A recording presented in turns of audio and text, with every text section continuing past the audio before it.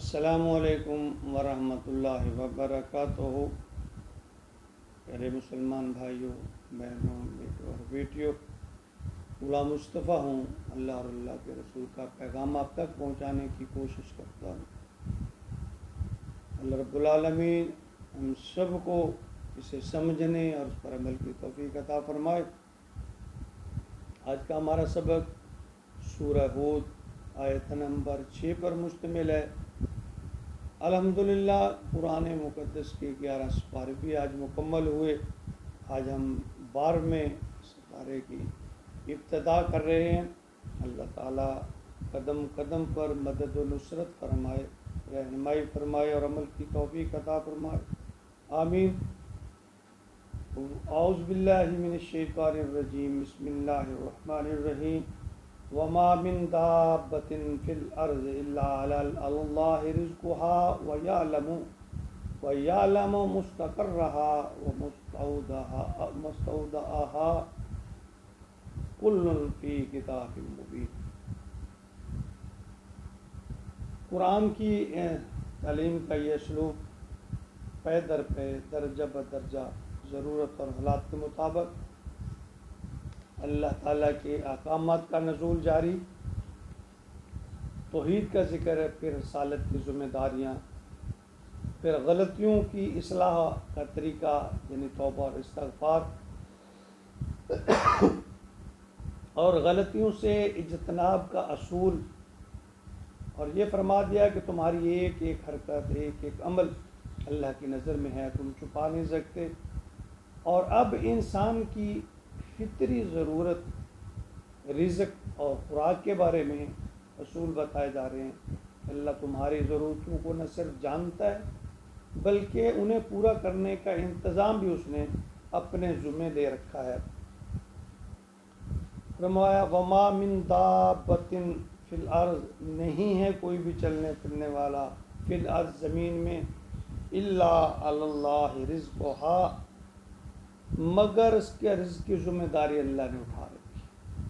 آپ نے دیکھا ہوگا کہ بچہ ابھی ماں کے پیٹ سے باہر نہیں آتا کہ اللہ اس کی خوراک کا انتظام کر دیتا ہے، کہ ماں کی چھاتی میں دودھ اس بچے کے دنیا میں آنے سے پہلے ہی پیدا کر دیتا ہے۔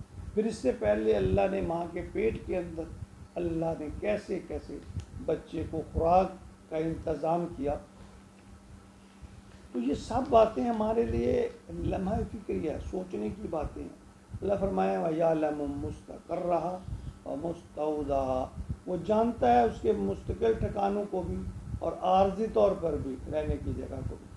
یعنی دیکھیں ایک ٹھکانہ ہے ماں کا پیٹ، ایک ٹھکانہ ہے یہ دنیا، یہ عارضی ہے۔ یا یوں سمجھ لیں کہ وہ جہاں جہاں رہتے ہیں، ہر جاندار جہاں جہاں بھی رہتا ہے اس کے ٹھکانوں کو اللہ تعالیٰ کہتے ہیں میں جانتا ہوں۔ کلٌ فی کتاب مبین، یہ سب کچھ ایک روشن کتاب، ایک کتاب میں درج ہے، یعنی ان کا مقدر اللہ تعالیٰ کہتے ہیں میں نے لکھ دیا ہے، کتاب مبین، بڑی واضح کتاب میں، روشن کتاب میں۔ دیکھیں تاریخ، حالات اور وقت اس چیز کے گواہ ہیں کہ بعض بڑے عقل مند اور زیرک انسان مغرور، گھمنڈ والے، لاپرواہ اور غیر ذمہ دار لوگوں کے متحد کام کرتے ہیں، اور بعض اوقات قدرے موٹی عقل کے لوگ سمجھدار اور محنتی لوگوں سے زیادہ مالدار ہوتے ہیں۔ کچھ لوگ ایسے ہیں کہ زیادہ محنت بھی نہیں کرتے مگر وہ محنتی لوگوں سے زیادہ مال و دولت کے مالک ہوتے ہیں۔ مزدور مستری سے زیادہ مشقت کرتا ہے اور جونیئر اپنے سینئر سے زیادہ کام کرتا ہے مگر مستری اور سینئر زیادہ معاوضہ لیتے ہیں۔ یہ میرے اللہ کی تقسیم ہے۔ ایک ہی طرح کی تجارت، ایک کاروبار، ایک کما جاتا ہے، دوسرا اس میں نقصان اٹھاتا ہے، کر بیٹھتا ہے۔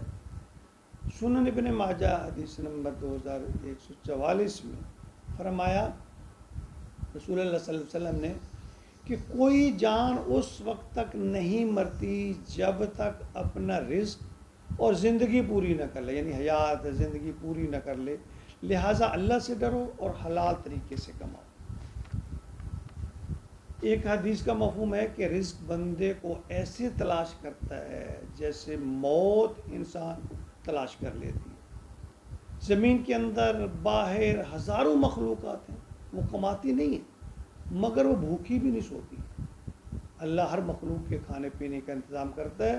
اب یہاں یہ غلط فہمی بھی نہیں رکھنی چاہیے کہ چونکہ رزق کی ذمہ داری اللہ کے پاس ہے لہذا اس کے حصول کے لیے مناسبت تک محنت بھی نہ کی جائے۔ یاد رکھیے اللہ نے مخلوق کے لیے اس کے مقدر کی تعیین کی ہے، اور سنت رسول ہے یہ حکم الہیہ کہ اس کو حصول کے لیے سعی و جد و جہد کی جائے، حلال و حرام کا لحاظ رکھتے ہوئے طیب رزق کا جو ہے کمانا یہ بھی ایک نیکی ہے، مگر ناجائز طریقے سے کمایا ہوا رزق اور اس کے نتائج دنیا اور آخرت دونوں میں منفی اور نقصان دہ ہے۔ دیکھیے دنیا میں انسان کی ضرورت کھانا پینا پہننا اور زندگی گزارنے کے جو لوازمات ہیں یا ضروریات ہیں، اس سے بڑھ کر جو بھی ہے اگر تو جائز اور حلال طریقے سے کمایا ہوا ہے تو وہ بھلائی ہے، اگر ناجائز اور حرام طریقے سے کمایا ہے تو وبال ہے، دوزخ کا ایندھن ہے۔ یہ مال و دولت کھائیں اور اڑائیں گے ورثہ، مگر اس کا جواب اور ذمہ دار وہ بندہ دے گا جس نے ہیرا پھیری کی ہے، بددیانتی کی ہے، اور پھر حد سے زیادہ دولت اور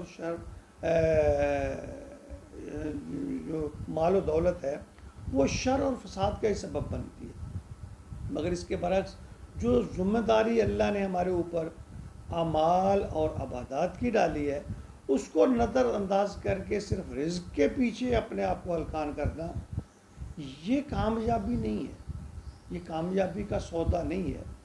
دنیا کے بدلے اپنی آخرت برباد کرنا یہ گھاٹے کا سودا ہے۔